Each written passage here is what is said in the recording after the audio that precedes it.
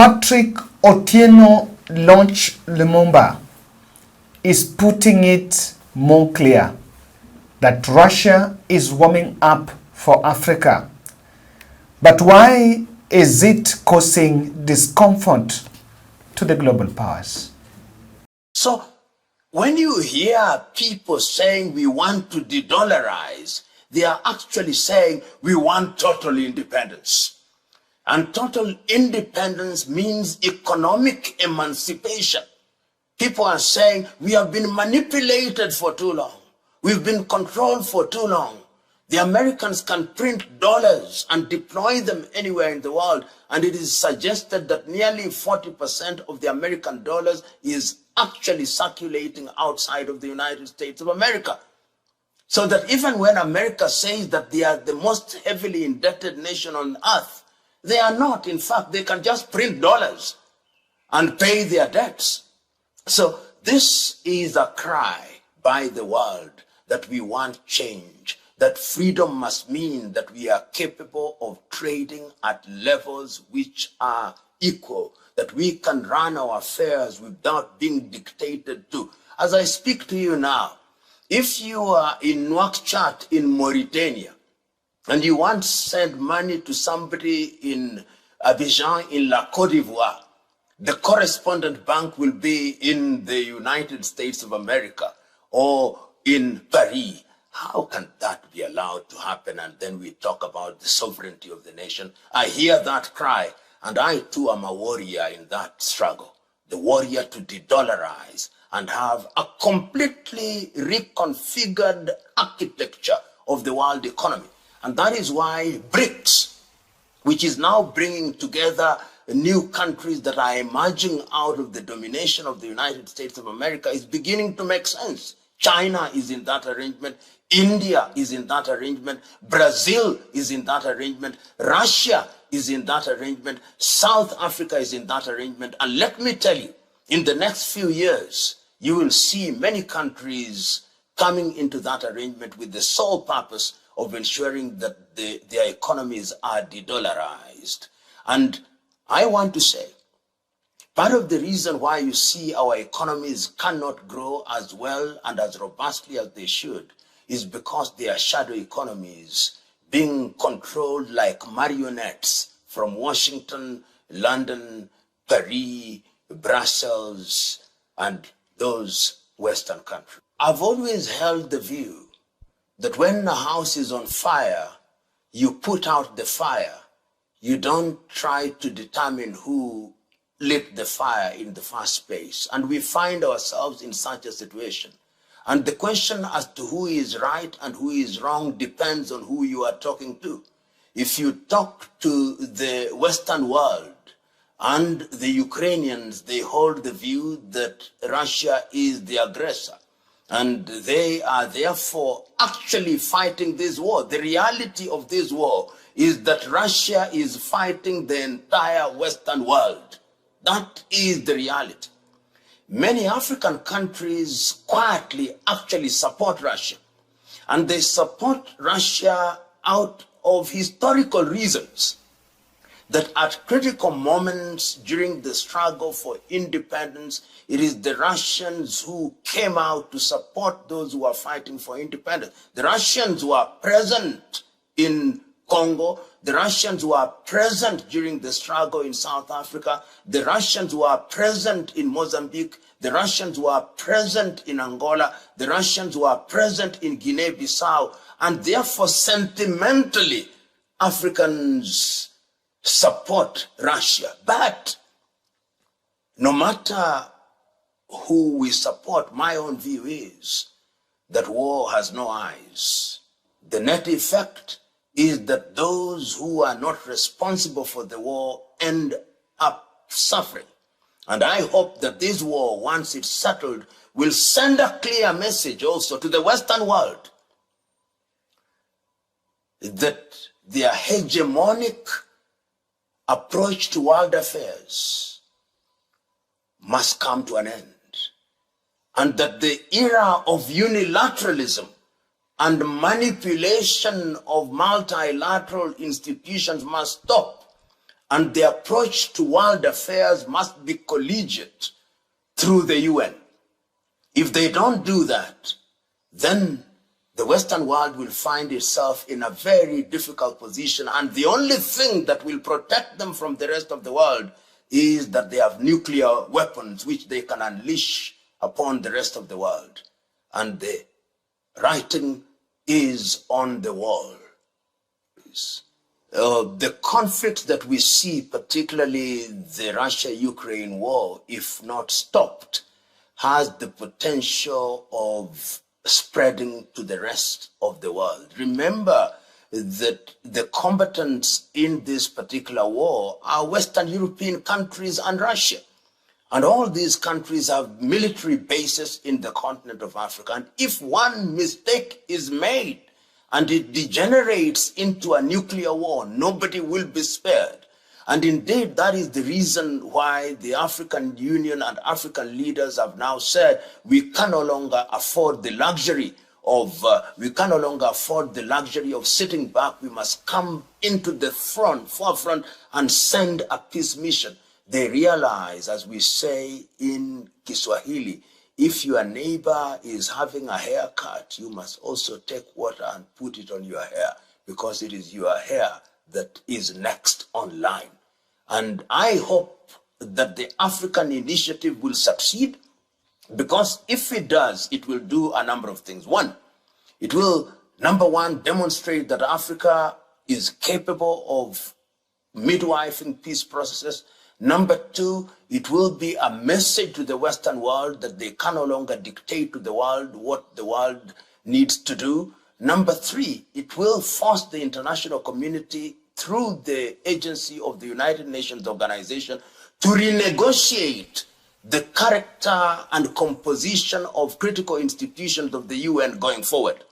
Also, as it is now, the UN is a body that functions at the behest of the Western world, and others are mere participants playing what sometimes in English may be called the gooseberry, as an unwanted third parties in the entire arrangement. That is why you see international institutions such as the ICC, institutions that sometimes are deployed to deal with those whom America or the British or Europe do not like to operate in a particular way. So I look forward to the quick end of this war, then we start a healing period, which is defined by rapprochement. Now, I'm speaking at a time when the world is under no illusions.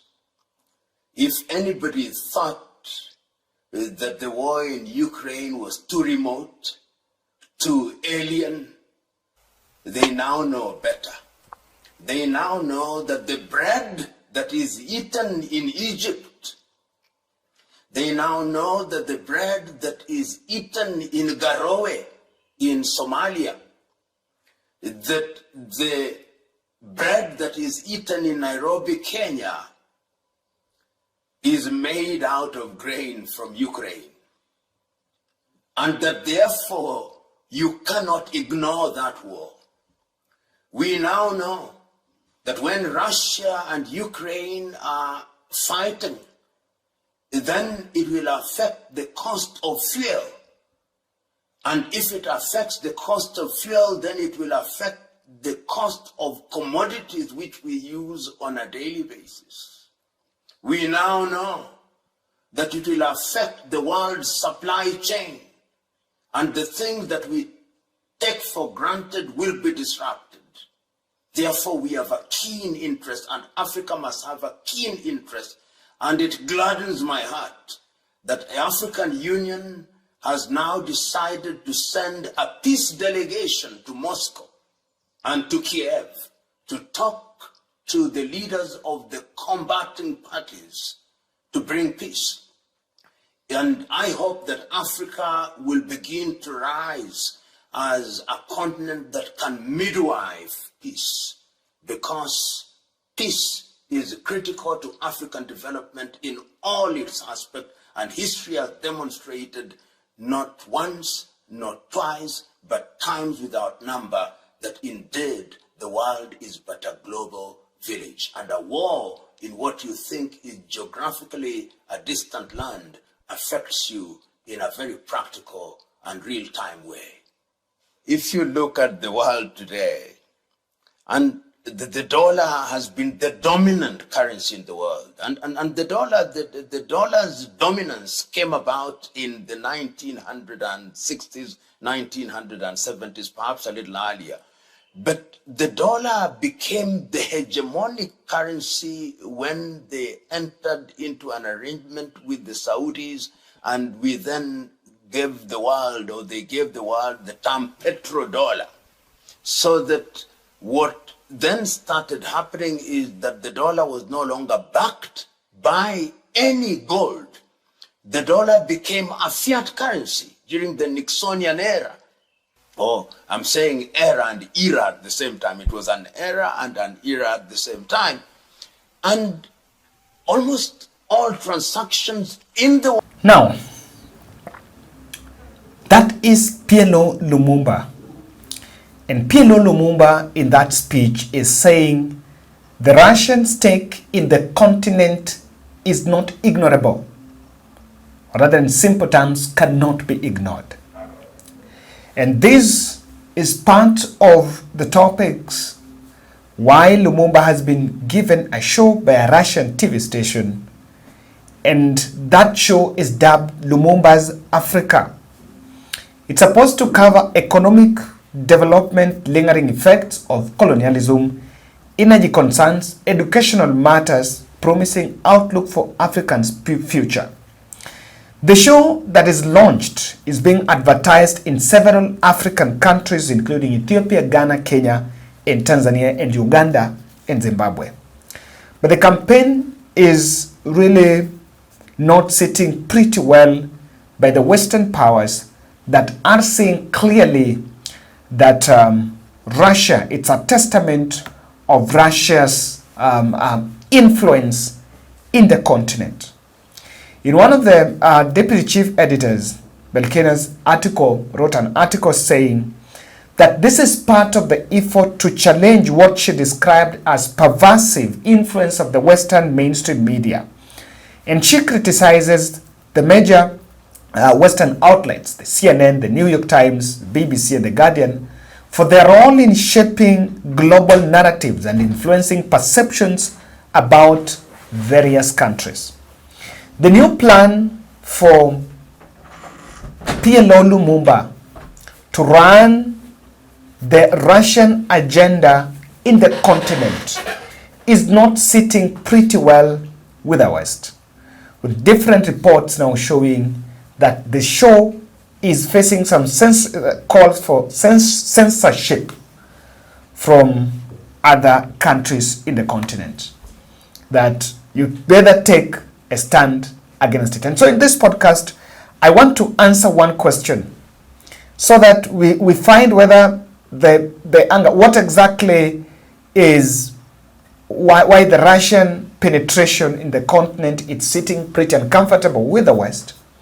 But what is the stake of Russia relationship with Africa?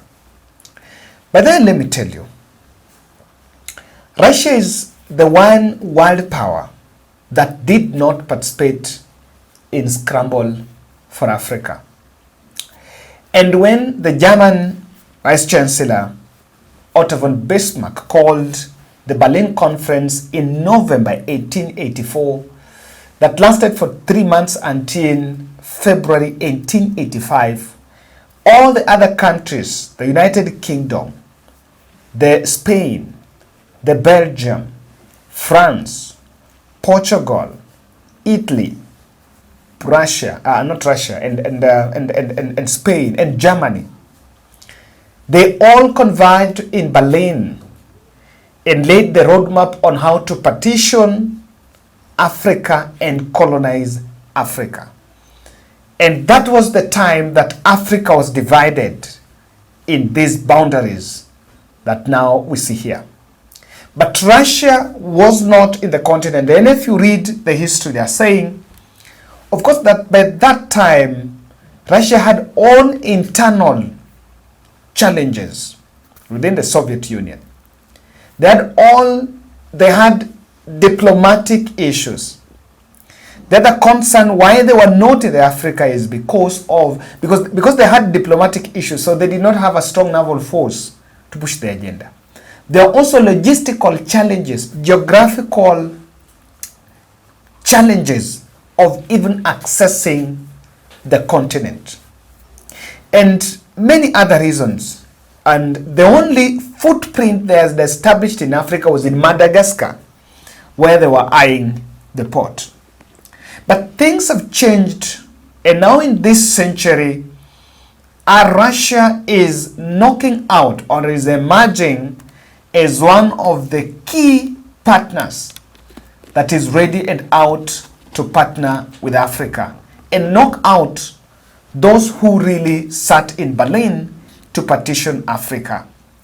So this show is facing censorship, calls for censorship by Western powers who see it as a Russian agenda to penetrate the continent.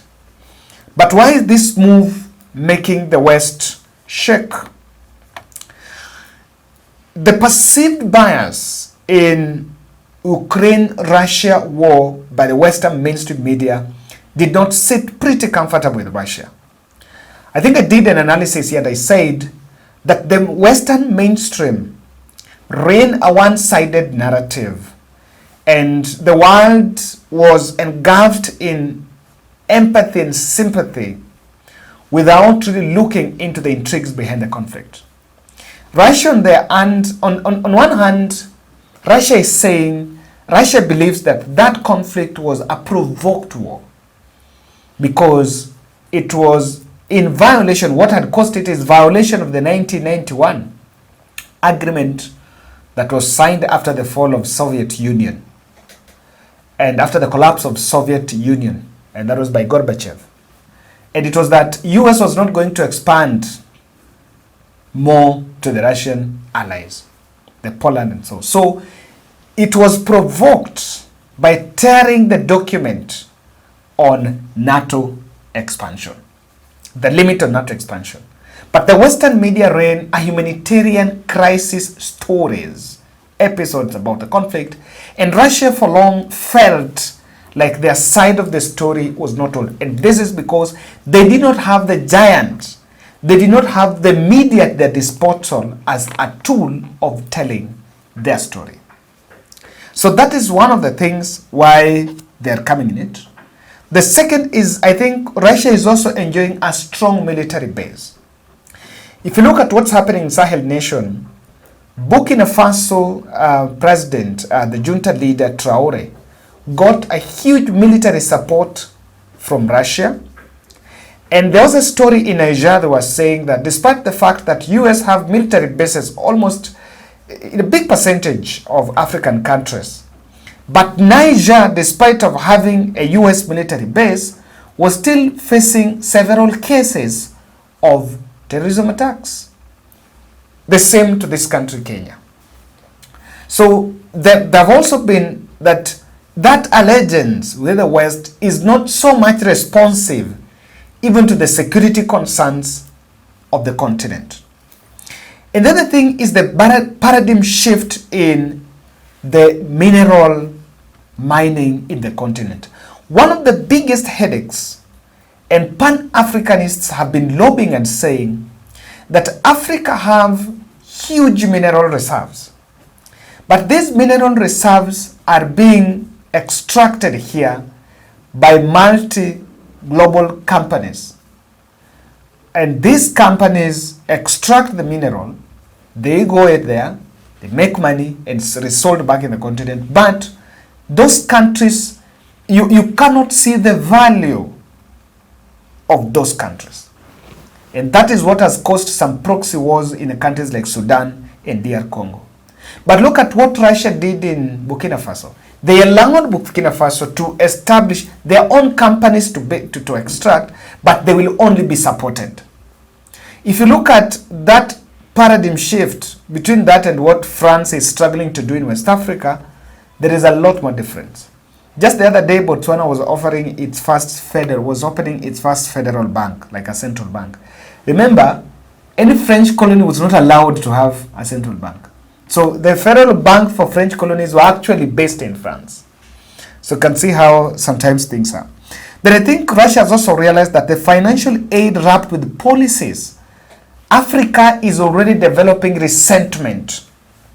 And the IMF and the World Bank loans that have seen people rising against those multinational financial institutions, Russia is coming to bridge the gap. Thank you.